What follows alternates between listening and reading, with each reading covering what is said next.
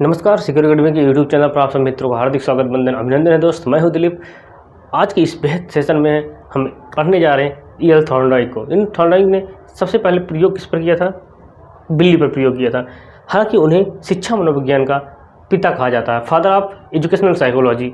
किसको? EL Thorndike को कहा जाता है। आज हम अधिगम के इस चैप्टर को थोड़ा आगे बढ़ने की कोशिश करते हैं और बेहद ही महत्वपूर्ण ये कक्षा होने वाली है। इसको बहुत ही ध्यान से आप लोग समझने की कोशिश कीजिएगा, क्योंकि यहाँ से क्वेश्चंस हर बार उठते रहते हैं। कोई भी टीचिंग एग्जाम हो उसमें हर बार क्वेश्चन यहाँ से आता रहता है कि अधिगम के बारे में हर बार क्वेश्चन पूछा जाता है। इसलिए आइए इसका बेहतरीन तरीके से इसका अध्ययन करने की कोशिश करते हैं। अगर आप मेरे चैनल पे नए हैं तो मेरे वीडियो को लाइक जरूर कीजिएगा और मेरे चैनल को सब्सक्राइब कीजिएगा। ओके, तो आगे बढ़ने की कोशिश करते हैं। सबसे पहले देखते हैं कि ईएल थॉर्नडाइक जिसे क्या कहा जाता है? Father of psychology, educational psychology का पिता कहा जाता है, जनक कहा जाता है। इनके बारे में बहुत सी बातें हमने सुनी हैं कि इन्होंने किस पर प्रयोग किया। इन्होंने कुछ नियम दिए थे, कुछ उसमें प्राइमरी थे, कुछ सेकेंडरी नियम थे, जिनको हम बेहद आसान तरीके से समझने की कोशिश करते हैं। तो सबसे प्रथम देखते हैं कि इन्होंने प्रयोग किस पे किया था। इन्होंने जब प्रयोग किया था, पहला प्रयोग किस पे किया था? एक बिल्ली पे किया था। उन्होंने एक बिल्ली लिया, कैट लिया, उसको एक पिंजरे में बंद कर दिया। बिल्ली भूखी थी, ध्यान रखिएगा, बिल्ली क्या थी? भूखी थी। और उस भूखी बिल्ली को उन्होंने पिंजरे में बंद कर दिया। किसमें? एक पिंजरे में बंद कर दिया, जिसमें एक लीवर बॉक्स में बंद कर दिया था। उसमें एक लीवर लगा हुआ था कि जब बिल्ली का पैर इस लीवर पर पड़ेगा तो लीवर अपने आप, पिंजरा अपने आप खुल जाएगा और बिल्ली जो होगी वो भोजन को प्राप्त कर लेगी। लेकिन ध्यान रखना, इसमें दो चीज़ बहुत ज़रूरी है। पहला स्टिमुलस, उद्दीपक का, उसके बाद रिस्पॉन्स, अनुक्रिया का। देखो, अनुक्रियाएं आदमी तभी करता है जब कोई उद्दीपक सामने हो। जब तक आदमी के सामने उद्दीपक नहीं होगा तब तक वो कोई अनुक्रिया नहीं करेगा। इसलिए जब तक सामने कोई उद्दीपक नहीं होगा तब तक वो कोई अनुक्रिया नहीं करेगा। तो उन्होंने क्या किया? ईएल थॉर्नडाइक ने क्या किया? एक भूखी बिल्ली थी, उस भूखी बिल्ली को उन्होंने क्या किया? एक पिंजरे में बंद कर दिया और पिंजरे के बाहर उन्होंने एक मछली का टुकड़ा रख दिया। अब बिल्ली भूखी थी, अब भोजन को प्राप्त करने के लिए बहुत उछल कूद किया, बहुत प्रयास किया उसने, बहुत सारा प्रयास किया, बहुत सारी गलतियां की, बहुत सारे प्रयास किए उसने, लेकिन पिंजरा खुल नहीं रहा था। लेकिन इस तरह से वो गलतियां करती गई। लेकिन एक समय ऐसा आया जब उसका पैर अचानक, उसका पैर किसी पहुंच गया, लीवर पर पड़ गया और पिंजरा खुल गया और बिल्ली तुरंत बाहर आई और भोजन को प्राप्त किया। ये क्रियाएं कई बार, इस प्रयोग को उसने कई बार दोहराया, किसने? थॉर्नडाइक ने। तो उन्होंने देखा कि एक समय ऐसा आया जब बिल्ली बहुत कम गलतियां करके, यानी कि गलतियां ज़्यादा ना करके वो 1, 2 बार, 3 बार में ही लीवर पर पैर रखकर अपना भोजन को प्राप्त कर लेती थी, पिंजरे को खोलकर भोजन को प्राप्त कर लेती थी। तो इसी पर उन्होंने क्या क्या नियम दिया। तो पहला नियम था, आज उन्हें समझने की कोशिश करते हैं। उन्हें 2 नियम दिया, एक प्राइमरी नियम, एक गौण नियम। उन्होंने कितना नियम दिया? 2 नियम दिया। पहला उन्होंने बताया प्राथमिक नियम,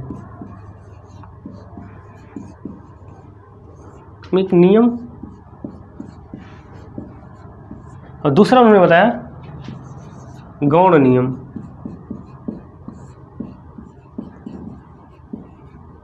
प्राथमिक नियम में 3 नियम थे और गौण नियम उन्होंने कुछ 5 नियम दिए थे। आइए नहीं हम एक एक करके समझने की कोशिश करते हैं।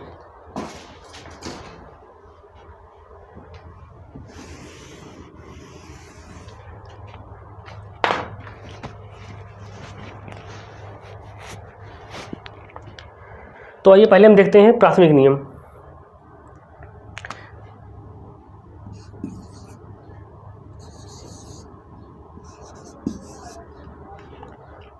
प्राथमिक नियम में पहले हम देखते हैं तत्परता का नियम।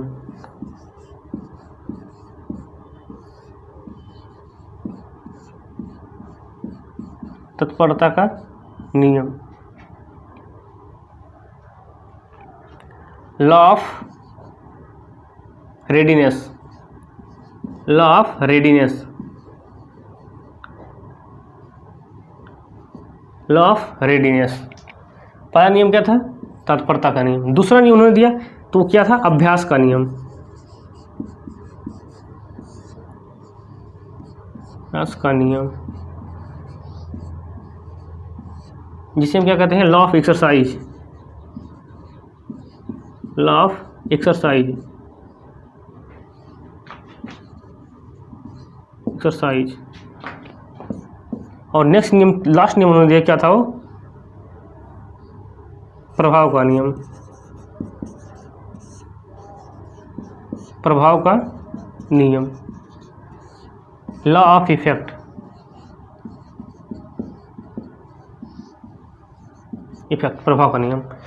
तो उनके मुख्य नियम में जो था, मुख्य नियम प्राइमरी नियम में क्या था, इन्होंने 3 नियम दिए थे। पहला लॉ ऑफ रेडीनेस, तत्परता का नियम, दूसरा लॉ ऑफ एक्सरसाइज, अभ्यास का नियम, तीसरा लॉ ऑफ इफेक्ट, प्रभाव का नियम। तो पहला नियम क्या कहता है, लॉ ऑफ रेडीनेस, तत्परता का नियम।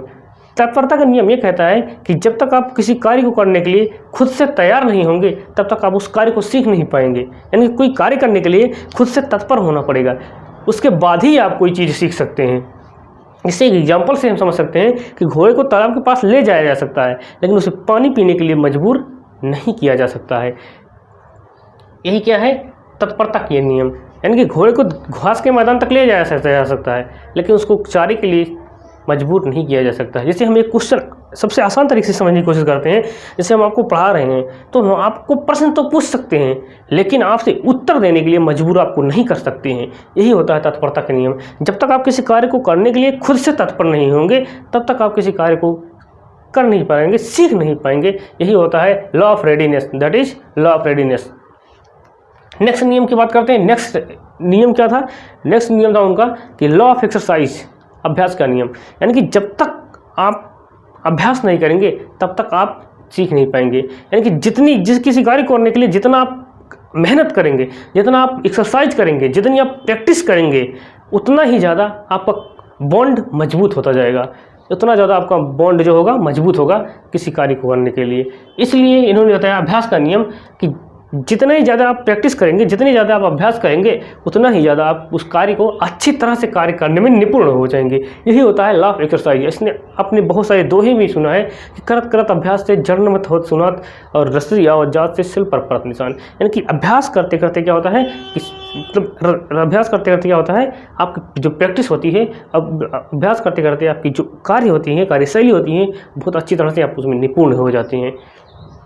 इसलिए हमने कई बार कई एग्जाम्पल्स इसको सुने हैं। तो आइए चलिए समझने की कोशिश करते हैं इसमें 2 नियम से।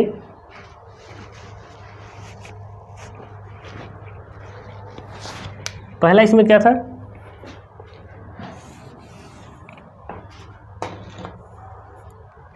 लॉ ऑफ क्या था, यूज और डिसयूज।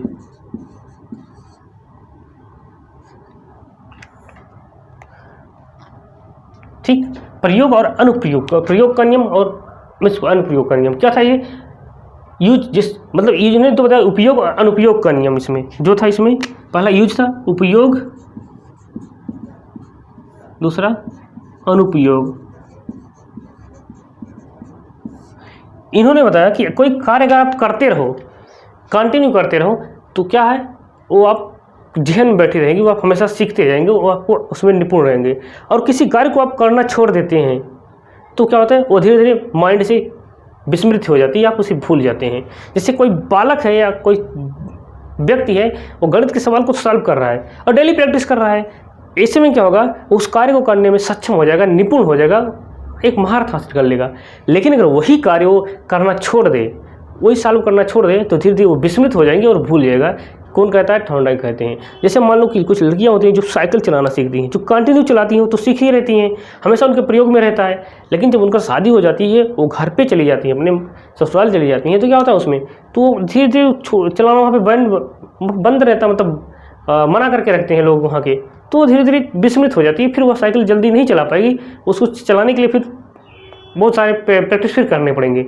इसलिए यही कहता है कि हमारा जो अभ्यास का नियम कहता है कि जो चीज़ें हम कंटिन्यू यूज में रखते हैं, जो चीज़ें हमेशा प्रयोग में रखते हैं, जिसका हम बराबर एक्सरसाइज करते हैं, उस चीज़ों को अच्छी तरह से सीख जाते हैं। और जिन चीज़ों को हम करना छोड़ देते हैं, जिन चीज़ों की प्रैक्टिस करना हम छोड़ देते हैं, उसे हम भूल जाते हैं। That is law of exercise. It's okay, so let's move to the next point.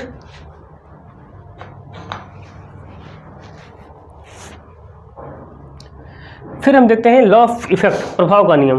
प्रभाव का नियम क्या कहता है कि जिस चीज़ की, जिस वस्तु का प्रभाव आपके ऊपर जैसा पड़ेगा, आप उस चीज़ को उसी तरह से सीखेंगे। अगर किसी वस्तु का प्रभाव आपके ऊपर पॉजिटिव पड़ रहा है, सकारात्मक पड़ रहा है, तो आप उसको करने के लिए तैयार रहेंगे। अगर उस वस्तु का प्रभाव या उस चीज़ का प्रभाव आपके ऊपर नेगेटिव पड़ रहा है, नकारात्मक पड़ रहा है, तो आप उसे करने के लिए मना करेंगे, आप उसे छोड़कर भाग जाएंगे, उसे करने की कोशिश नहीं करेंगे। जैसे मान लो बिल्ली थी, बिल्ली पिंजरे में बंद थी, वो भूखी थी, उस बिल्ली को उन्होंने मछली का टुकड़ा दिया, तो वो बिल्ली भोजन को प्राप्त करने के लिए बहुत सारे प्रयास किए, और जब वो भोजन को पाई, वो खा के खुश हो गई, उसमें क्या संतोष मिला उसे, तो क्या हुआ, वो दोबारा उसको पाने के लिए प्रयास की। लेकिन अगर उस बिल्ली को उसी टाइम पे कुछ दूसरी वस्तु रख दिया जाता, मान लो टमाटर रख दिया जाता, क्या वो बिल्ली खाने के प्रयास करती, या मिर्च रख दिया जाता, क्या बिल्ली उतनी उत्सुकता से उसे प्राप्त करने की कोशिश करती, नहीं करती। इसलिए जिस वस्तु का प्रभाव आपके ऊपर जैसा पड़ता है, आप उसी प्रकार से रिएक्शंस देते हैं, उसी प्रकार की अनुक्रियाएं करते हैं। यहाँ पे अगर आपको किसी वस्तु का प्रभाव अच्छा पड़ता है, सुखद होता है, संतोषजनक होता है, तो आप उस कार्य करने के लिए तत्पर रहेंगे, अनुक्रियाएं करेंगे। और अगर इस किसी वस्तु का प्रभाव के ऊपर बुरा पड़ता है, तो आप उसको करने के लिए अनुक्रियाएं नहीं करेंगे। यही होता है प्रभाव का नियम, यही होता है लॉ ऑफ इफेक्ट, जिसमें थर्ड नियम दिया था, जिसे थॉर्नडाइक ने क्या कहा, प्रभाव का नियम किया। आई होप आपको समझ में आया होगा। तो हम आइए आगे बढ़ने की कोशिश करते हैं।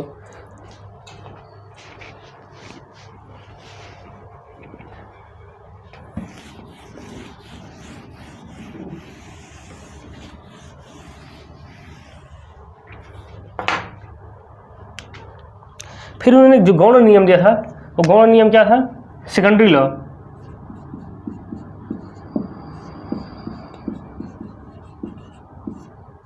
गौण नियम इन्होंने दिया। वो गौण नियम क्या था, पहला नियम उसमें देखते हैं, उसमें 5 नियम उन्होंने दिए थे। पहला नियम उसमें क्या था, law of multiple responses, law of multiple responses. Okay, इसमें क्या था, बहु अनुक्रिया का नियम, अनुक्रिया का नियम।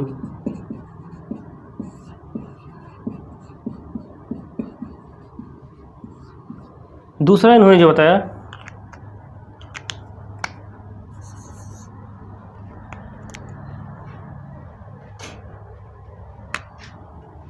लॉ ऑफ डिस्पोजिशन,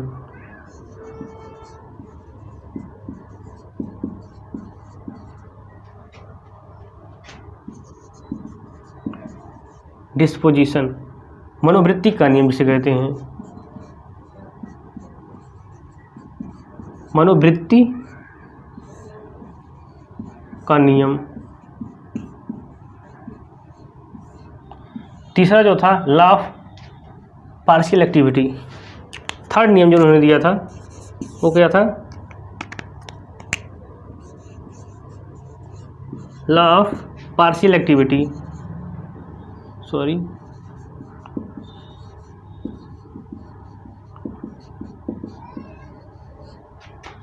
आंशिक क्रिया का नियम।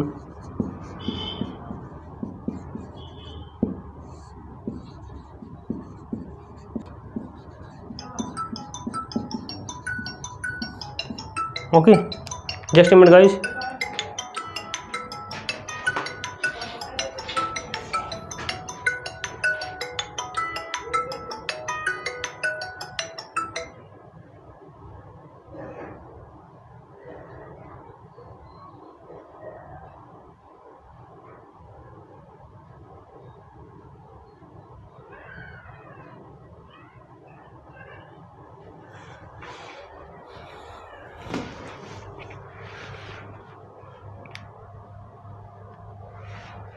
ओके, फोर्थ नियम क्या था इन्होंने दिया था, चौथा नियम था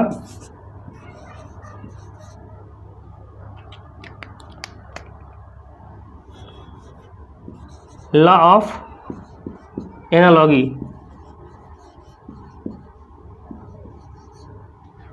क्या था, सादृश्यता द्वारा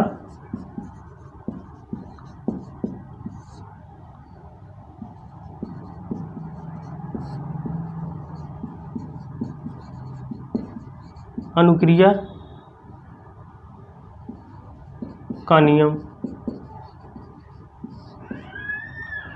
और पांचवा नियम जो था इन्होंने दिया था, लास्ट क्या था, law of associate shifting. Law of associate shifting.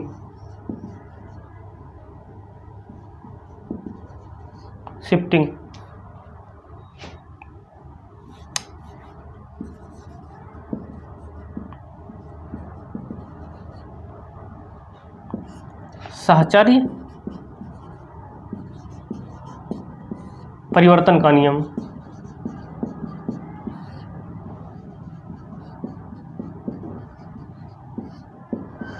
तो ये कुछ नियम थे, गौण नियम थे जो किसने दिया, थॉर्नडाइक ने दिया। उन्होंने 3 नियम तो प्रमुख नियम दिया था और 5 नियम जो था उन्होंने गौण नियम दिया था। इन नियमों में सबसे पहले हम बात करते हैं लॉ ऑफ मल्टीपल रिस्पॉन्सेस, बहु अनुक्रिया का नियम की बात करते हैं। जब किसी कार्य को करने के लिए हम बहुत सारी अनुक्रियाएं करते हैं और उन अनुक्रियाओं को करने के बाद किसी वस्तु को करना सीख जाते हैं, किसी कार्य को करना सीख जाते हैं, तो उसे हम क्या कहते हैं, लॉ ऑफ मल्टीपल रिस्पॉन्सेस कहते हैं, बहु अनुक्रिया का नियम। जैसे हम मान लो कि हम साइकिल चलाना सीख रहे हैं, मान लो मोटर बाइक्स चलाना सीख रहे हैं, तो उसमें सबसे पहले हम क्या करते हैं, बाइक पे बैठते हैं। बाइक पे बैठने के बाद क्या करते हैं, उसको क्लच को लेते हैं। क्लच को लेने के बाद हम क्या करते हैं, गियर शिफ्ट चालू करते हैं। चालू करने के बाद हम गियर को शिफ्ट करते हैं। फिर गियर शिफ्ट करने के बाद हम उसको चलाना सीखते हैं। फिर चलाने सीखने के बाद क्या किस तरह मोड़ पे ड्राइव करना, किस तरह कहाँ से ड्राइव करना है उसको सीखते हैं। मतलब एक बाइक को सीखने के लिए हम बहुत सारी अनुक्रियाएं करते हैं, एक गाड़ी चलाने के लिए हम बहुत सारी अनुक्रियाएं करते हैं और उन अनुक्रियाओं को करने के बाद उस चीज़ को हम सीख जाते हैं। उसे क्या कहते हैं, बहु अनुक्रिया का नियम कहते हैं। उसे हम क्या कहते हैं, लॉ ऑफ मल्टीपल रिस्पॉन्स कहते हैं। जैसे मान लो एक एग्जाम्पल और अच्छा एग्जाम्पल है कि मान लो क्लासरूम में बैठे हैं और क्लासरूम में किसी स्टूडेंट को कहते हैं आइए क्लास में थोड़ा अंधेरा है, उसको लाइट जला दीजिए। अब वो बालक जाता है, उसको लाइट जलाने के लिए स्विच को ऑन करता है, जबकि उसमें 10, 15, 20 स्विच लगी हुई हैं। तो एक जलाता है, दूसरा जलाता है, लेकिन जलता नहीं है, तीसरा चौथा जलाते जाता है। इस प्रकार उसने कई जलाते गया और लास्ट में उसे मिला कि लास्ट में एक स्विच है जिसको ऑन करने पर लाइट जल जाती है। तो उसे पता चला, उसने बहुत सारी अनुक्रियाएं किया उस लाइट को जलाने के लिए, उसने बहुत सारी अनुक्रियाएं की और लास्ट में उसे पता चल गया ये स्विच है, इससे जो क्या होती है, लाइट ऑन होती है। उसने किया। जब उसको मैं दूसरे या तीसरे दिन फिर उसे कहा करने के लिए, वो क्या किया, उतनी सी अनुक्रियाएं ना करके लास्ट में तुरंत ही कर दिया। क्यों? क्योंकि बहुत सारी अनुक्रियाएं कर चुका था वो और उसे पता था अच्छा ठीक है इस लाइन में नहीं, लास्ट वाली लाइन में शायद बत्ती का वो है। उसने प्लग ऑन किया और लाइट ऑन हो गई, स्विच ऑन कर दिया। इसलिए बहुत सारी अनुक्रियाएं करने पर क्या होता है, जो कार्य को करने सीखते हैं उसे क्या कहते हैं, बहु अनुक्रिया का नियम कहते हैं। It's clear to you. Next point पर बात करते हैं, लॉ ऑफ डिस्पोजिशन की बात करते हैं, मनोवृत्ति का नियम। मनोवृत्ति का नियम कहता है कि जब तक आप किसी कार्य को करने के लिए मन से तैयार नहीं होंगे, आप खुद से तैयार नहीं होंगे, तब तक आप उस कार्य को सीख नहीं पाएंगे। और इसी के आधार पर, इसी नियम के आधार पर थॉर्नडाइक ने किसका नियम दिया था, तत्परता का नियम दिया था। किसके नियम पर, मनोवृत्ति का नियम था। लॉ ऑफ डिस्पोजिशन के आधार पर ही थॉर्नडाइक ने किसका नियम दिया था, तत्परता का नियम दिया था। यानी कि किसी कार्य को करने के लिए आप मन से तैयार होना चाहिए आपको। मान लो आपको गणित के सवाल हल करना है तो आपको सॉल्व करने के लिए अपने खुद से तैयार होना पड़ेगा। इसी को क्या कहते हैं, मनोवृत्ति का नियम कहते हैं। फिर बात करते हैं law of partial activity. Law of partial activity क्या होती है, किसी कार्य को खंडों में बांटकर उसका अध्ययन करना।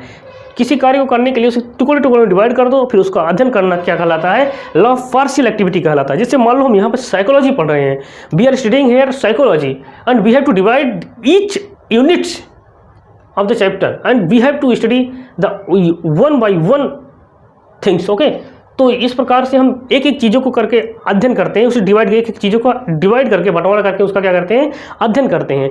इसे हम क्या कहते हैं, लॉ ऑफ पार्शियल एक्टिविटी, आंशिक क्रिया का नियम कहते हैं। मान लो हम यहाँ पर साइकोलॉजी पढ़ रहे हैं और साइकोलॉजी को हमने 5 यूनिट में बांट दिया, उस 5 यूनिट में हम अधिगम पढ़ रहे हैं और अधिगम में भी हम उसे बांटकर थॉर्नडाइक का नियम पढ़ रहे हैं और थॉर्नडाइक के नियमों को भी हम बांटकर किसको पढ़ रहे हैं, गौण नियम पढ़ रहे हैं।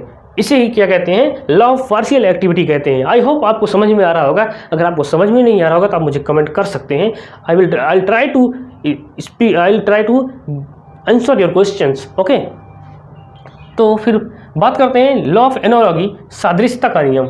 नेक्स्ट नियम क्या है, लॉ ऑफ एनालॉजी, सादृश्यता का नियम। सादृश्यता का नियम क्या कहता है, सादृश्य द्वारा अनुक्रिया का नियम क्या कहता है, जब कोई चीज़ हम सीखे होते हैं, किसी कंडीशन में, किसी स्थिति में हम जो चीज़ सीखते हैं, उस चीज़ को किसी दूसरी स्थिति में प्रयोग करना, उसी चीज़ को दूसरी चीज़ में परिवर्तन करना, शिफ्ट करना, प्रयोग करना, सीखना।